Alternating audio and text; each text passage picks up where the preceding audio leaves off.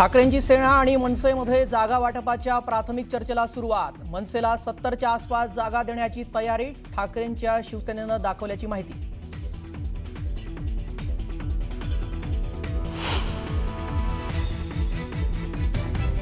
स्थानिक स्वराज्य संस्थेतील ओबीसी आरक्षणावरील सुनावणी सुप्रीम कोर्टानं पुढे ढकलली। आता मंगळवारी सकाळी 11:30 वाजता होणार पुढील सुनावणी।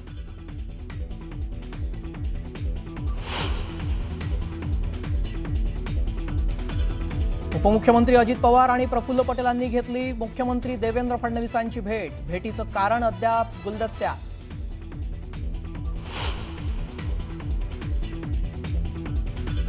पुणे जमीन गैरव्यवहार प्रकरणी मुठे समितीचा अहवाल न्यूज 18 लोकमतच्या हाती। विक्रेते खरीददारांनी जाणीवपूर्वक शासनाची फसवणूक केल्याचा ठपका, तर शासनाचं 21 कोटींचं नुकसान झाल्याचाही उल्लेख।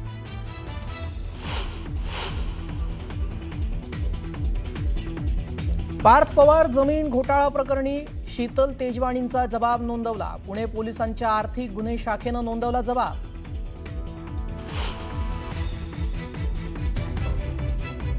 पार्थ पवारांचं टॉवर लोकेशन काढा, मोठा उलगडा होईल। पार्थ पवारांचं नाव FIR मध्ये टाकावं लागेल, तर अजित पवारांना राजीनामा द्यावाच लागेल। पुणे जमीन गैरव्यवहार प्रकरणावरून अंजली दमानियांचा पुनरुच्चार।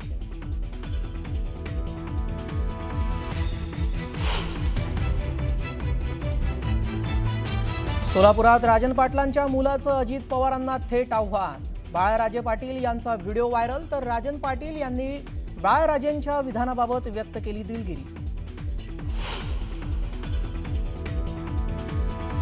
कागलमध्ये मुश्रीफांच्या उमेदवारीसाठी शिवसेनेची माघार। हसन मुश्रीफांची सून सेहरा निदा मुश्रीफांची बिनविरोध निवड।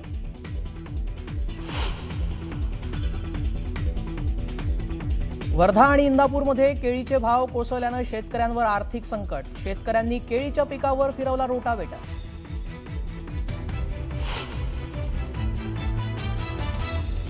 आणि पुण्याच्या रुबी हॉस्पिटलजवळ एका हॉटेलच्या बांधकामादरम्यान खांब कोसळला। 2 कामगारांचा मृत्यू झाल्याची शक्यता।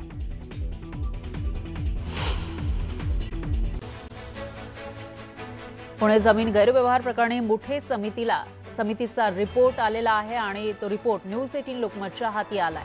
विक्रेते खरेदीदारांनी मुद्दाम शासनाची फसवणूक केली, शासनाचं 21 कोटी रुपयांचं नुकसान केलं असं अहवालात म्हटलंय। मात्र 10 पानी रिपोर्टमध्ये पार्थ पवारांचा उल्लेख करण्यात आलेला नाही।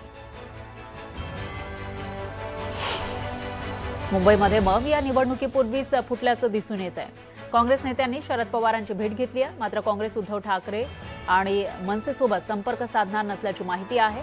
मनसेमुळे काँग्रेस आणि शिवसेना युबीटीमध्ये दुरावा आल्याचं दिसतंय। दडपशाही आणि कायदा हातात घेणाऱ्यांसोबत जाणार नाही असं वर्षा गायकवाड यांनी स्पष्ट केलंय। पोलीस विभागाच्या कार्यक्रमाला उपमुख्यमंत्री एकनाथ शिंदेंनी दांडी मारली। मुख्यमंत्री फडणवीस आणि उपमुख्यमंत्री अजित पवार उपस्थित असताना उपमुख्यमंत्री एकनाथ शिंदे मात्र कार्यक्रमाला अनुपस्थित राहिले। शिंदेंच्या अनुपस्थितीचे कारण अस्पष्ट आहे। जालन्यातील अंबड नगर परिषद निवडणुकीमध्ये बदनापूरचे भाजप आमदार नारायण कुचे यांचे पुतणे उज्ज्वल कुचे यांना भाजपकडून उमेदवारी देण्यात आली आहे। उज्ज्वल कुचे अंबडच्या माजी नगराध्यक्षा संगीता कुचे यांचे चिरंजीव आहेत। वेंगुर्ले नगर परिषद निवडणुकीमध्ये महाविकास आघाडीमध्ये अखेर फूट पडली आहे। काँग्रेसचे जिल्हाध्यक्ष विलास गावडे यांनी थेट स्वतःचा उमेदवारी अर्ज दाखल केलाय। त्यामुळे युबीटी आणि काँग्रेस आमने सामने उभे ठाकल्याचं चित्र आहे। आता 4 पक्षात सरळ संघर्षाची परिस्थिती निर्माण झाली आहे। यवतमाळमधील पुसद नगर परिषदेच्या नगराध्यक्षपदावरून महायुतीत फूट पडली आहे। राष्ट्रवादी काँग्रेस अजित पवार पक्षाचे नेते राज्यमंत्री इंद्रनील नाईक यांची पत्नी मोहिनी नाईक यांना रिंगणात उतरवलेलं आहे, तर भाजपचे माजी आमदार निलय नाईक यांनी निखिल चिदरवार यांना भाजपकडून नगराध्यक्षपदाची उमेदवारी दिली आहे। छत्रपती संभाजीनगरच्या पैठण नगर परिषदेमध्ये भाजपला चांगलाच धक्का बसलाय, कारण वॉर्ड क्रमांक 6 मधील भाजपच्या 2 उमेदवारांचे अर्ज बाद झाले। सिद्धार्थ परदेशी आणि अश्विनी लखमले या उमेदवारांचे अर्ज छाननीमध्ये अवैध ठरले। एकंदरीतच अर्जाच्या छाननीमध्ये भाजपला फटका बसल्याचं दिसून आलं।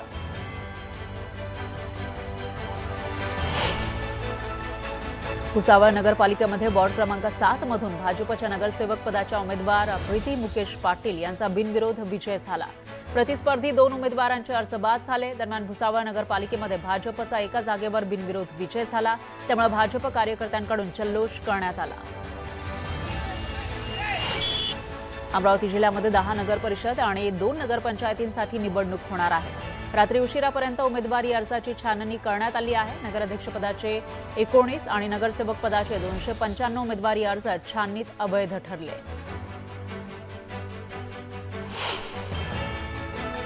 सोलापूरच्या अनगर नगरपंचायत निवडणुकीमध्ये राष्ट्रवादी अजित पवार पक्षाच्या उमेदवार उज्ज्वला थिटे यांचा अर्ज नामंजूर झाला। त्यानंतर बाळाराजे पाटील यांनी जल्लोष केला। अनगरकरांचा नाद करायचा नाही असं म्हणत बाळाराजे पाटलांनी अजित पवारांना इशारा दिला। अनगर नगरपंचायतीमध्ये अर्ज बाद झाल्यानंतर उमेदवार उज्ज्वला थिटे यांनी प्रतिक्रिया दिली आहे। निवडणूक निर्णय अधिकाऱ्यांच्या निर्णयाविरोधात अर्ज कसा बाद झाला या संदर्भात मी न्यायालयामध्ये दाद मागेन असं उज्ज्वला थिटे म्हणाल्या। जळगाव जिल्ह्यातील पाचोरा, भडगाव, चाळीसगाव आणि धरणगाव नगरपालिकेची निवडणुकीसाठी दाखल अर्जांची छाननी पूर्ण झाल्यानंतरही उमेदवारांची संख्या भरपूर असल्याचं चित्र आहे। त्यामुळे अर्ज माघारीच्या आधी स्वतः पक्षातील बंडखोरांसह पक्षांची मंथरणी आता सुरू झाली आहे। अमरावतीमध्ये भाजप आणि युबीटीच्या आमदारांनी यंदा आप्तस्वकीयांना उमेदवारी मिळवून देण्यामध्ये धन्यता मानली आहे। नगराध्यक्षपद घरातच ठेवण्याची खेळी करण्यात आली आहे, त्यामुळे निष्ठावंत आणि इच्छुक कार्यकर्त्यांच्या स्वप्नांचा चुराडा झाल्याचं चित्र आहे। परिवारवादाला विरोध करणाऱ्या भाजपने एकाच कुटुंबात 6 उमेदवार दिले, त्यामुळे विरोधकांसह मित्र पक्षाकडून भाजपवर टीका केली जाते। त्यांना उमेदवारच मिळत नसतील तर ते काय करणार? 6 नाही 10 उमेदवार ते देतील अशी बोचरी टीका आमदार प्रताप पाटील चिखलीकर यांनी अशोक चव्हाणांवर केली। तुळजापूर ड्रग्ज प्रकरणातील आरोपी विनोद गंगणेला भाजपकडून नगराध्यक्षपदाची उमेदवारी देण्यात आली आहे। भाजप आमदार राणा जगजित सिंग पाटलांनी पक्षश्रेष्ठींचा आदेश टाळून उमेदवारी दिली आहे, त्यामुळे राजकीय वर्तुळात चर्चांना उधाण आलंय। सिंधुदुर्ग जिल्ह्यातील 3 नगरपरिषदा आणि एका नगरपंचायतीच्या नगराध्यक्षपदासाठी आलेल्या 31 अर्जांपैकी 12 अर्ज तर नगरसेवक पदासाठी आलेल्या 359 अर्जांपैकी 59 अर्ज अवैध छाननी प्रक्रियेत अवैध ठरले। मुंबई महापालिकेची निवडणूक अद्याप जाहीर झालेली नसली तरी जिल्हा परिषद नगरपालिका निवडणूक लढवणाऱ्या अपक्ष उमेदवारांसाठी राज्य निवडणूक आयोगाने चिन्हांची यादी जाहीर केली आहे। अर्ज मागे घेण्याच्या मुदतीनंतर 26 नोव्हेंबर रोजी अधिकृत चिन्ह वाटप केलं जाणार आहे असं सांगण्यात आलंय। पालिका निवडणुकीच्या पार्श्वभूमीवर मुंबई काँग्रेस अध्यक्षा खासदार वर्षा गायकवाड यांनी 20 प्रवक्त्यांची आणि जात वैधता तसंच छाननी समितीची नियुक्ती केली आहे। मुख्य प्रवक्ते सचिन सावंत तसंच सुरेश चंद्र राजहंस यांची मीडिया समन्वयकपदी तर जात वैधता आणि छाननी समितीच्या अध्यक्षपदी अशोक सुत्राळे, समन्वयकपदी राजेश टीके यांची नियुक्ती करण्यात आली आहे। महाराष्ट्र प्रदूषण नियंत्रण मंडळाचे अध्यक्ष सिद्धेश कदम यांनी ठाणे महानगरपालिका मुख्यालयामध्ये पालिकेचे आयुक्त आणि अधिकाऱ्यांच्या समवेत पर्यावरण आणि प्रदूषण विषयक प्रश्नांबाबत आढावा बैठक घेतली। आढावा बैठकीनंतर झालेल्या पत्रकार परिषदेमध्ये त्यांनी ठाण्यातील पर्यावरण आणि प्रदूषण नियंत्रण विषयक सुधारणा आणखी वेगानं तसंच प्रभावीपणे राबवण्याच्या प्रयत्नांचा पुनरुच्चार केला। आंबेगाव तालुक्यातील अवसरी खुर्द इथले रवींद्र बाळकेंच्या घराजवळ 3 बिबटे शिकारीच्या शोधात घराजवळ फिरतानाची दृश्य समोर आली आहे। सीसीटीव्हीमध्ये हे बिबटे कैद झाले, यामुळे परिसरामध्ये भीतीचं वातावरण पसरलंय आणि या बिबट्यांना जेरबंद करण्याची मागणी गावकऱ्यांनी केली। जुन्नर तालुक्यातील आणे गावात भर दिवसा बिबट्यानं गायीच्या वासरावर हल्ला केल्याचा व्हिडिओ समोर आला। या घटनेनंतर ग्रामस्थांमध्ये बिबट्याची दहशत पसरली आहे।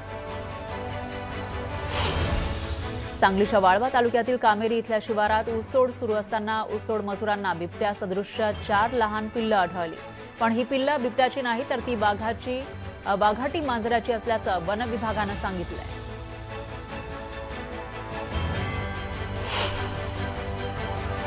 नागपूर शहरातील भांडेवाडी परिसरातील एका घरामध्ये बिबट्या शिरला होता। जखमी अवस्थेत असणाऱ्या बिबट्याला पाहण्यासाठी बघ्यांनी मोठी गर्दी केली।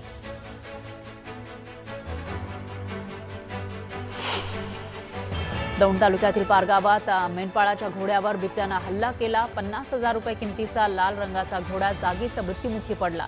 बिबट्यानं घोड्याच्या मानेचा चावा घेतल्यानं घोडा जागीच मृत्यू पावला. पुण्याच्या दौंड तालुक्यातील वडगाव बांडेच्या जिल्हा परिषद प्राथमिक केंद्र शाळेमध्ये बदली होऊन देखील शिक्षक रुजू न झाल्यामुळे संतप्त झालेले ग्रामस्थ आणि पालकांनी शाळेला टाळं ठोकत प्रशासनाचा निषेध केला. जोपर्यंत नियुक्त झालेले शिक्षक येत नाही तोपर्यंत शाळा सुरू करायची नाही असा निर्धार पालकांनी केला. सिंहस्थ कुंभमेळ्यासाठी नाशिकच्या तपोवन परिसरामध्ये साधूग्रामची उभारणी केली जाणार आहे. ही उभारणी करत असताना या साधूग्रामच्या जागेत येणारी शेकडो झाडं पालिका प्रशासन तोडणार आहे. त्यामुळे नाशिकमधील वृक्षप्रेमींनी वृक्षतोडीला विरोध केलाय. पुण्यातील सिंहगड रस्त्यावर जेसीबी बंद पडल्यानं मोठी वाहतूक कोंडी झाली. वाहतूक पोलिसांच्या वतीनं जेसीबी बाजूला करून वाहतूक सुरळीत होईपर्यंत रस्त्यावर वाहनांच्या लांबच लांब रांगा लागल्या. नंदुरबारमधील असाणे गावातील पंढरीनाथ पाटील या शेतकऱ्यानं कांद्याला बाजारभाव मिळत नसल्यानं 2 एकर शेतातील कांदा पिकामध्ये मेंढ्या चरायला सोडल्या आणि रोटावेटर सुद्धा फिरवला. कांद्याला 4 रुपये किलो दर मिळतोय, त्यामुळे खर्चही निघणार नसल्यानं शेतकऱ्यानं हा निर्णय घेतला.